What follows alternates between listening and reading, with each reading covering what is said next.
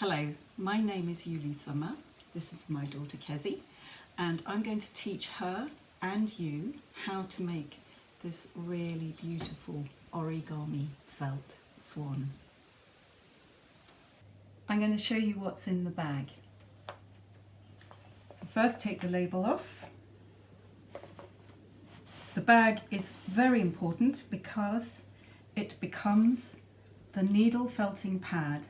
I don't use any plastic in my products, and so this is the best sort of needle felting pad you can find. You get some instructions that backs up the video, but you can use them just on their own as well. This is the organic felt for the origami swan. This is the raw wool tops for the neck and the head. This is for the beak. This is for the knob and the mask of the swan and the eyes. And you have a little package here with some strong yarn on the outside for sewing up the origami part of the swan. Nice long needle there. And you have these 3 felting needles. One that you will be using, and then if it breaks, which does happen if you bend it, you've got 2 spares. They're very, very sharp and they are barbed, and they tangle the wool together, blending all the wool together. You will also need a ruler or tape measure, a good pair of scissors, and 3 pins as long as you can find. Long ones are good. The first thing to do is to make your needle felting pad. It's very simple. Have ready a threaded needle with 1 meter perhaps of the yarn. Then you fold from one end of the bag to the other, once, twice, and 3 times. And then you need to catch all the layers through from one side. So you're going to tie it once on one side and once on the other side. So thread, so sew the yarn through and tie a knot. It's very simple. And snip that off. And then do the same on the other side.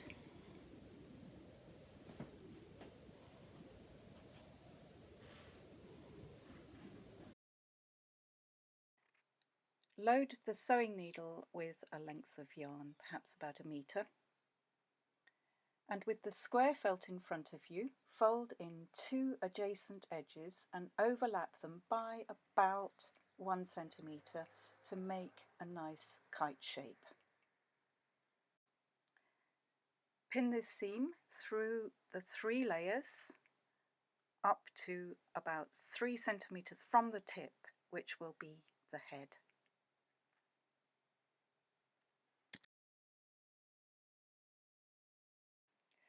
To avoid using knots in the sewing yarn, always start and finish a seam by sewing 2 or 3 stitches in the opposite direction to the way that you're travelling, as knots can break felting needles.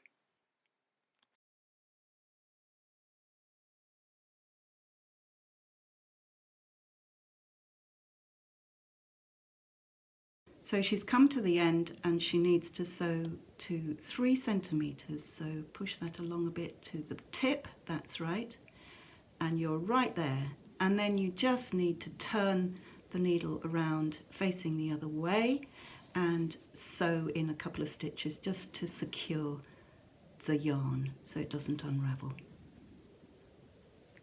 And snip it off, that's brilliant. She's got her fingers tangled up. Got it tangled in there. Uh-oh. Well, these things happen, don't they, Kezzy? I do that. They do. I do that too.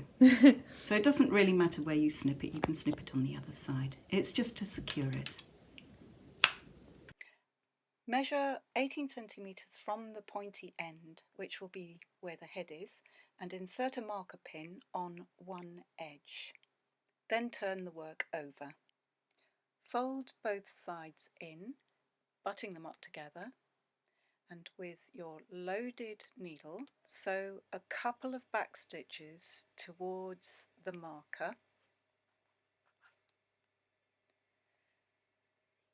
That just secures the yarn without you having to use a knot. And then sew these two edges together, keeping the work flat to avoid creating a ridge down the neck. And sew to within 5 centimetres of the tip of the beak. That's pretty spot on, and she's going to do what she did before, which is just a few stitches back along the work that she's done, just to keep it secure. So from one side to the other, and pull tight. That's good. And maybe, yes, another one or two stitches. That just keeps it tight. Great. And then you can snip the yarn off. So this is what it looks like. Pretty strange, isn't it? You would never guess it would turn into a beautiful swan. But this is all about transformation. Take off about 30 centimetres of the white fleece wool, leave the rest aside for the head, and start wrapping the neck from the 18 centimetre point where the bend of the neck will be, and overlap the wool as you wind it up the neck. You can needle felt it as you go, or just wrap it all in one go and then start needle felting. Do this as tightly as you possibly can because it's got to be compressed. And then you need your felting pad ready.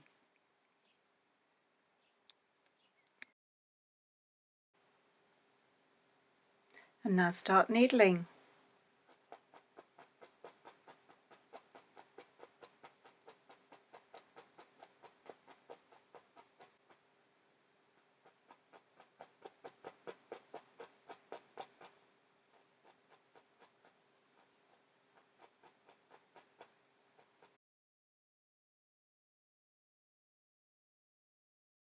Okay, my name's Tony Whitehead and I work for the RSPB. My name's Lisa Schneider and I work for Devon Wildlife Trust, and I'm also a storyteller. And the story about swans that I have is about the ownership of swans, and it's well known that in England all the swans are owned by the Queen. She has a prerogative which she never actually exercises, but she does technically own all the swans in England. And in olden days people used to eat swans, and so the rights to swans were very much sought after, and the monarch would grant rights to various barons and lords to have access to the swans where they lived. And there are only now two companies, two ancient guilds, that have rights over swans granted by the Queen, and these are the guilds. These are the vintners and the dyers in London, and the vintners and the dyers still take every year the swans and mark the swans individually. The swans on the Thames between the centre of London and Henley in a ceremony called swan upping. And swan upping is where they will catch the swans, round them all up, and then to mark the ownership they put a little nick in the beak of the swan to say this is the vintners or this is the dyers. And if you ever come across the name of a pub called the Swan with Two Necks, and there are quite a few of these around, the swan with two necks is actually derived from the swan with two nicks on the beak, which refers back to the way that swans are marked in terms of their ownership. So that's my little story about swans. And for me, swans have always been there because I originally come from Buckinghamshire, and the symbol of Buckinghamshire is the swan, and that swan has a gold collar and a gold chain attached to that. And there's obviously all the heraldry associations with swans, but in British and Irish mythology, the swan is very much a creature of transformation and of boundary. And so when we find swans associated with Bridget, with Brede, with the spring goddess, and all those new beginnings, then you will often find people being transformed into swans in fairy tale or folk tale. And that is a way of transforming that person so that they are closer to their real essence, they're closer to their own soul. And often you'll find in those stories that those characters need to be transformed back by somebody doing some task that shows their commitment to them, some difficult job. And so there is that thing of transformation, but also purity and love associated with the swan. There's a very famous Irish story of the god of love, Angus Og, and he has to transform himself into a swan in order to win his love, Newberry, who has also been transformed into a swan, so he has to do the same thing in order to be with her. Then with swans there is also the flip side of that, the darker side of that is to do with the festival of Samhain, the ending of the year, the breakdown, the death, and the transformation of people and things through that death. And the representation of the soul of the swan in that respect is to do with the swan song, that last expression of ourselves or of what we would like to say or do before the death. And that being, again, closest to the purity of self, that is expressed through the very being of the white being of the swan. So Kezzy has been needling the swan's neck, and it's really compressed. And the next thing is to add the beak. So if you take your piece of orange wool and just leave a little bit for later, and you're going to bend that around that tip. That's right. So you're then going to needle it, but just show me what that looks like so people can really see. So you've bent it around the top of the head, the beak, so it's going to be needled flat basically. Okay, if you start needling now,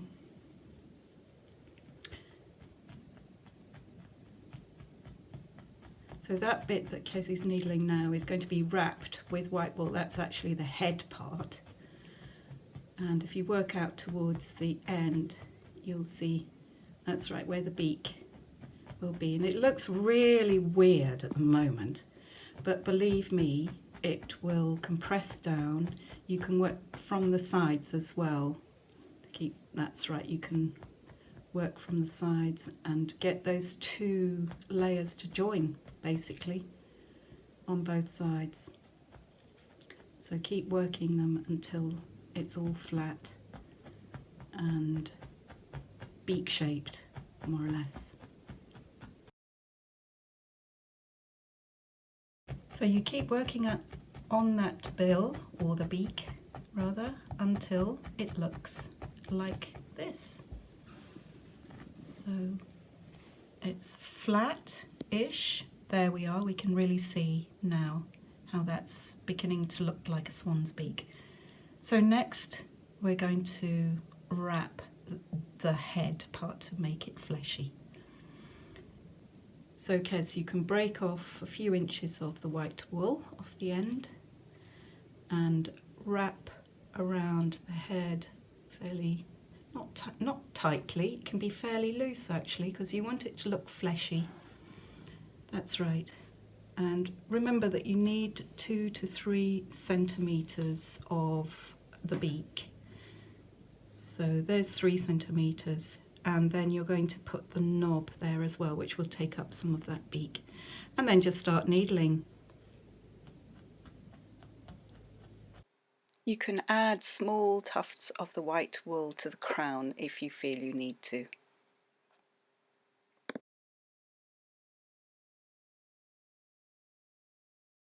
So Kezzy's worked at the head, and here it's looking pretty good. The next thing is to bend the head, so she's going to turn it on its back and just needle it along where the head joins the neck, sort of to flatten it out and also to bend it. And it's just a question of needling it along a line there and then bending the head up and just keep working at it really, like that. Yeah, that's it.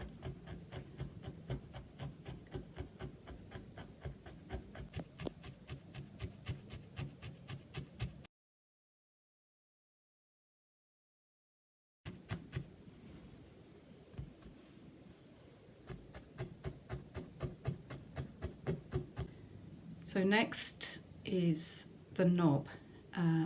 Take a little piece off the side of the brown wool. That's right, so just hold that up for me.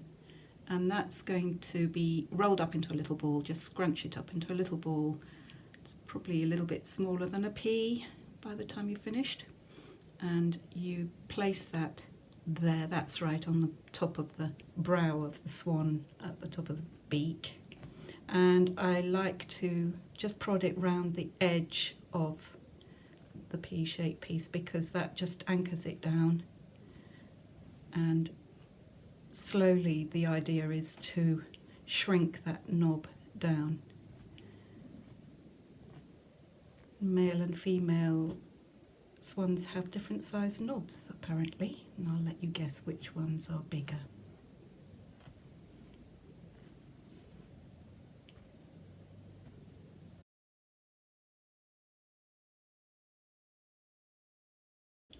I'm going to show you the next bit because it's quite tricky to describe. So I take about a piece about that long, and you want it long and a little bit wispy at the ends. And you place that on the side of the beak, one side. So it's going to wrap around, but it's got to do some things on the way. So just start needling a very, very fine line, which is where the swan will open its beak. There's a black line down there. And as you go, you can keep flattening the beak as well, keep shaping it and flattening it. You'll find an image of the swan in the written instructions, and I find it most helpful to just look at the image and follow that for the facial features. Use delicate amounts of the brown wool, the dark brown wool, and if you need to, you can snip some away with scissors. If there's too much wool that you're handling, you can undo little bits. Just get the rough shape first and keep working away slowly, cajoling the fibres into the right place. Keep looking at the image. Am I doing this right? Be careful not to bend the needle because that might break it. So always keep it straight.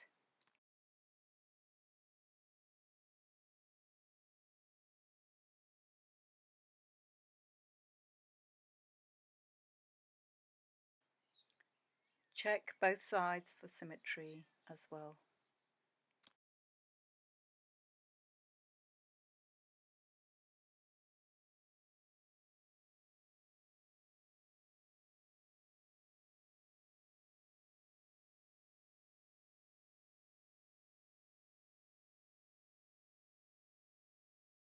This is tricky because the bill is very thin.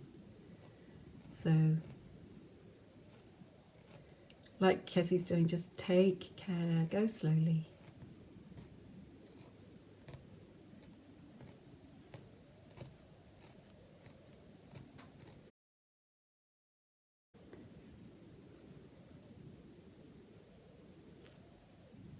And that's called the nail, apparently.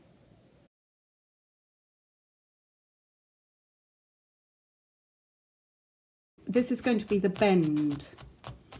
So she's kind of flattening it out with the needle.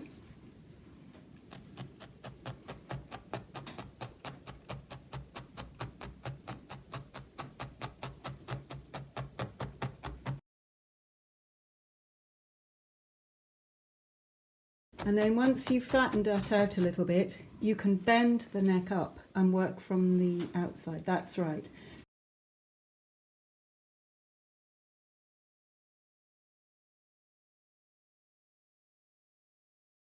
This here is the tail. These are the wings. You simply want to make a little tuck here and push it in under one side here, probably about 1 centimetre, and you want this to measure 10 centimetres. Make sure it's sort of nicely folded there.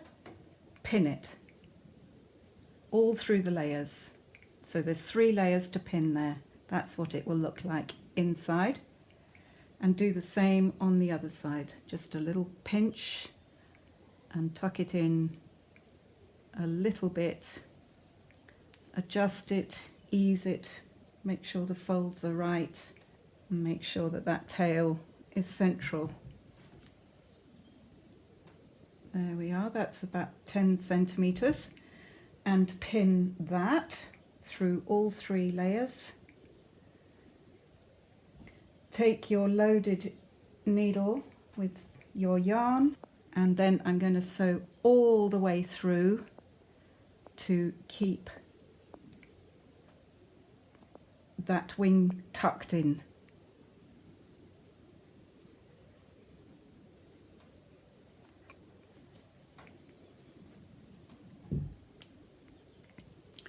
And you sew right up to the other side of the other wing.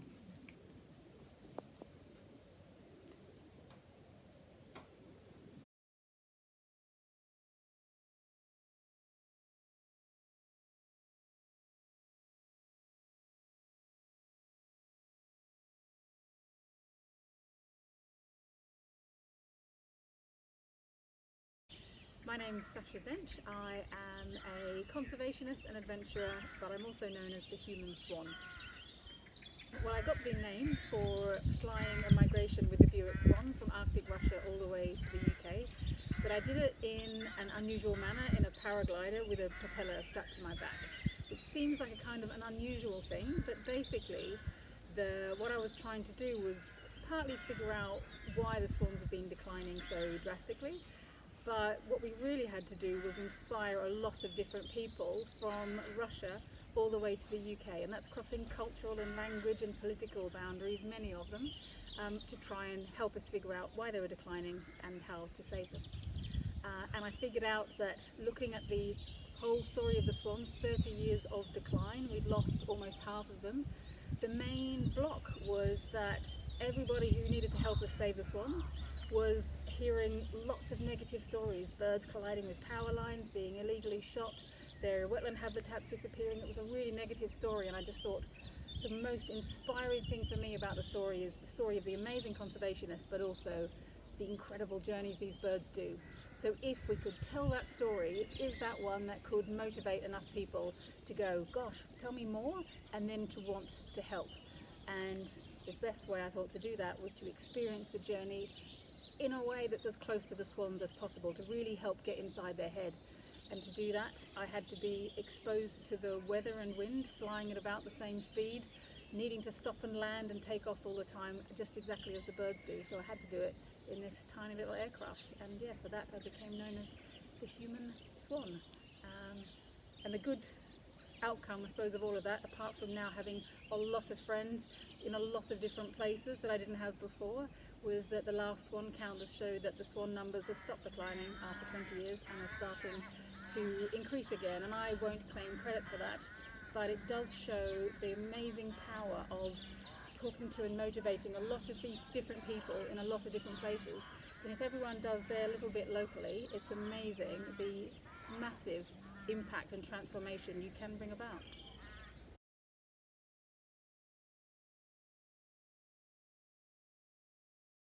And next are the details for the eyes and the nostrils. And you need a minimal amount of wool.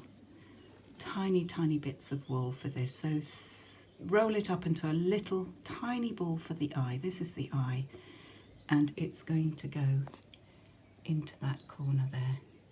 And like with the knob, you just anchor it round the outside, and at first it seems huge, but it's going to shrink right down. So it's sort of on the side of the head, obviously.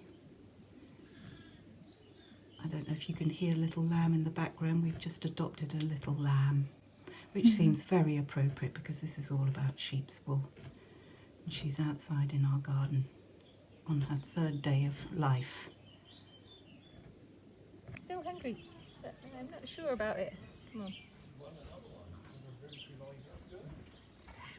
She's really getting it now. You are. You're understanding it, aren't you? The eye is shrunk down now, and lots of prodding and just a few fibres. So going from the back of the eye backwards. That looks lovely. And while you're there, do a nostril. Just show how a nostril adds that authenticity to the swan.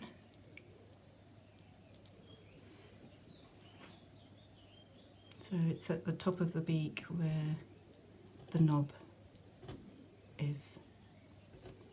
One on each side. Tiny little minute bits of fibre.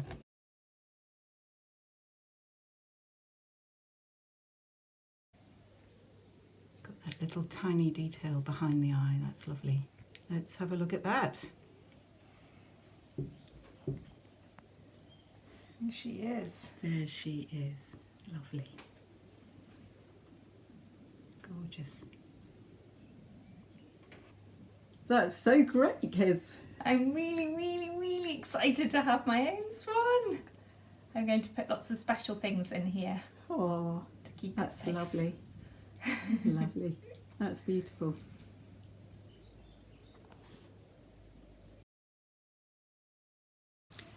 So here's what to do with those little bits of wool that you might have left over. You can do a bit of wet felting. I'll just show you how. Get ready a bowl of warm water, a bar of soap and a towel.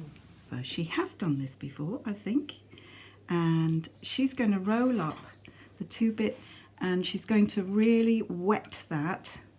The soap helps to break the surface tension of the water, so because wool will resist water unless you, to some extent. So she's going to make a felt ball. She's going to roll it in her hands, and the friction and the moisture makes the fibres mat together. So if you put your favourite woolly jumper into a washing machine, the friction and the moisture, the wet, will make it shrink. Like this And jumper. like which your is, jumper which is that you're size wearing. Large. And oh right, it shrunk It's a right man's down. extra large. So if you've got a jumper that is too big, that is one way of shrinking it down in size. I'm sure lots of you had that experience. So roll this in your hands and you will start to feel it shrinking down, becoming more solid. And then when it is felted, rinse it first, rinse all the soap out, squeeze it out and then let it dry, and then needle felt some little bits of orange that you might have left over. So Kesley didn't use that little extra bit that she pulled off at the beginning just in case. So she's got a few fibres there, and when she's finished making her felt ball, she could just put some little orange spots all over it.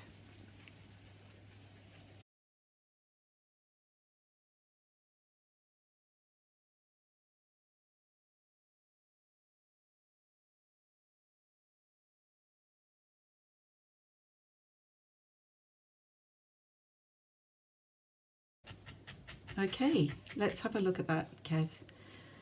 It's like a stone, lovely stone with little flecks of orange in it. So you can put it in your swan. Lovely.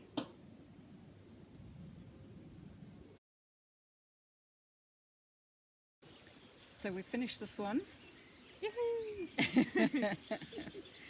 It's been a bit collaborative, as you can see, and we've done a few swans in the process of making this video. And Kez asked me at the beginning, why don't you just do the whole video yourself, Mum? And I said, well, for a start, she's got really lovely hands and mine are real workers' hands. I think it's quite good to teach somebody who hasn't done much of this before, so that you might learn more, or actually it's teaching me to understand what people need to know. So that's the second thing. The third thing, I think, is that there is a great connection with this aquatic bird with Kezzy's job. So please tell me about your job. Who do you work for and what do you do? So I work for an environmental research charity called Earthwatch, and I'm an aquatic research assistant, which means I work on different research projects that they run around the world, looking at our water systems, particularly our freshwater systems, so lakes and rivers, ponds, and even wells and things. We look at the quality of the water and the wildlife and all kinds of things. And I work a lot with communities and citizen scientists and getting people out and understanding what's going on in their local areas and what's up with their local water. So it's conservation, education, and Earthwatch Absolutely. is a charity. When you buy the kit, I hope you'll really enjoy it, but also be aware that some of the money is going towards some of this conservation work. So Thank you for taking part.